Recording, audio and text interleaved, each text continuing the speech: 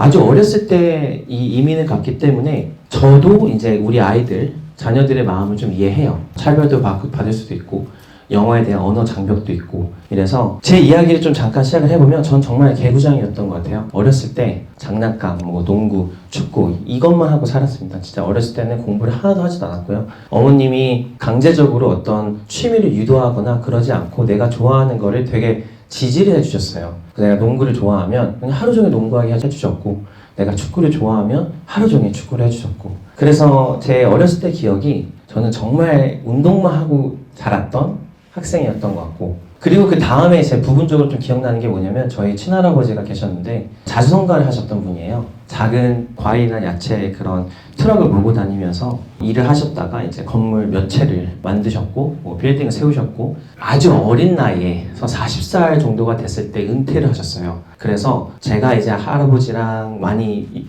지냈던 기억도 있고 말을 너무 잘하셨어요. 그래서 막 귀신이 나왔던 전쟁에서 있었던 이야기 이런 얘기를 하면서 매일같이 이렇게 정종이라고 해서 사키를 맨날 드셨거든요. 제가 이제 무릎 위에 앉아서 할아버지 이야기를 들었던 생각도 많이 납니다. 중간에 이제 들으면서 그거 뭐 어쩌라고 왜 자꾸 너의 이야기를 하니 이게 핵심입니다. 제 이번에 입시에 설명회에서 되게 중요한 부분이기 때문에 지루하셔도 조금만 잘 들어주세요. 그리고 나서 이제 아까도 얘기했듯이 축구를 너무 잘하는 그런 학생이었어요. 제가 어머님한테 내가 얼마큼 잘했냐라고 물어봤는데 제가 얼마나 잘했냐면요. 정말 그 국가대표를 준비를 하려고도 했어요. 그 정도로 되게 열심히 했고 하나에 집념하면은 거의 뭐 뒤도 돌아보지 않고 뭐 준비를 합니다. 그게 어렸을 때부터 있었던 제 성향인 것 같은데 너무 많이 해서 저녁까지도 제가 먹지 않고 축구만 했던 기억이 있었어요. 그래서 어느 날 제가 아주 생생하게 기억이 나는 게 뭐가 있냐면 어느 날 빨개 벗고 그냥 저를 내쫓았어요.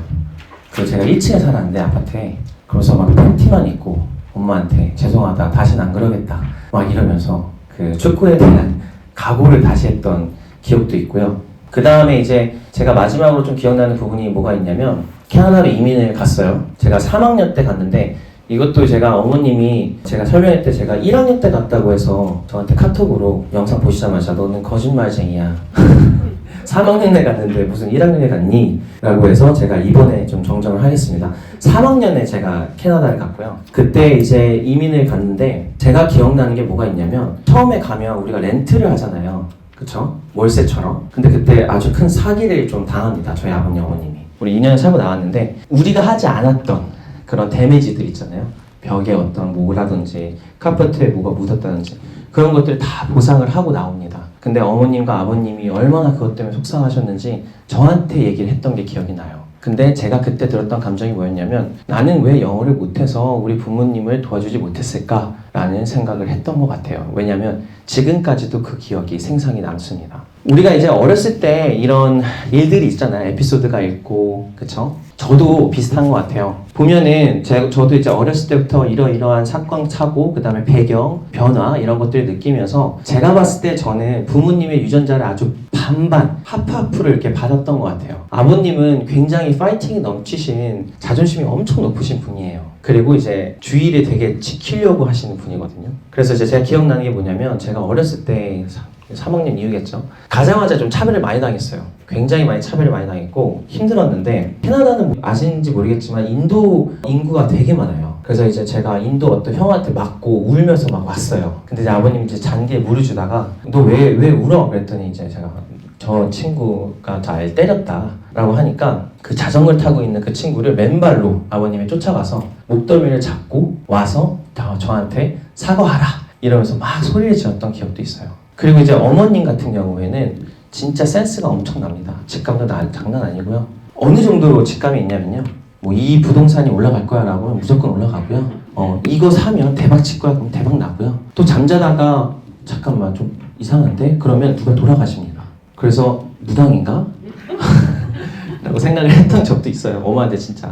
근데 직감이 엄청나고요. 대신 되게 여려서 마음의 상처를 되게 잘 입습니다. 그것도 제가 닮은 것 같아요. 그러면서 제가 봤을 때는 인간은 자신만의 성격을 만들어내기 위해 주변 환경, 경험, 기형 등을 많이 활용을 합니다. 그러니까 이런 복잡한 결합체가 저는 정말 저라는 사람이 이렇게 만들어지기까지는 되게 많은 것들이 있었던 것 같아요. 지금 뭐 사기도 있었고 축구도 있었고 엄마 아버님의 어떤 생활 패턴, 저한테 했던 말들 이런 것들이 저를 만들었던 것 같아요. 생각해보면.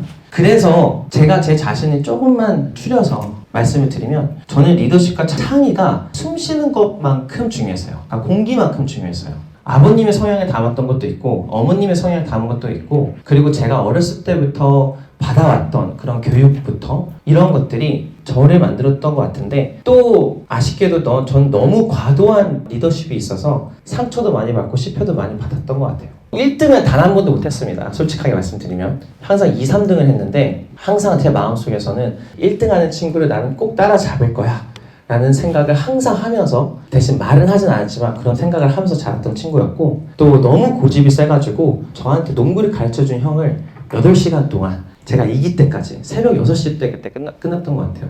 하지만 또 직감도 저도 좀 있어가지고 아주 옛날에 테슬라 제가 샀습니다.